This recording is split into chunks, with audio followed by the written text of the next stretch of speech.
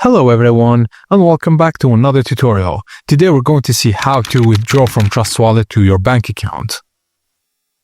Trust Wallet is a self-custodial wallet, meaning you hold your private keys. Because of this, it does not directly connect to banks. To withdraw, you must first move your crypto to an exchange that supports fiat withdrawals like Binance.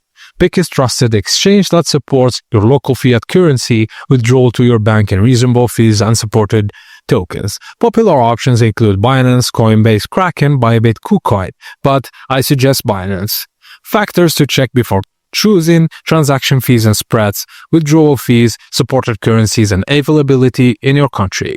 Just sign up to that chosen exchange and send your crypto from Trust Wallet to that exchange and then withdraw that exchange from your bank account. And that's it, guys. As simple as that. So the summary is you send the money from Trust Wallet to your exchange chosen.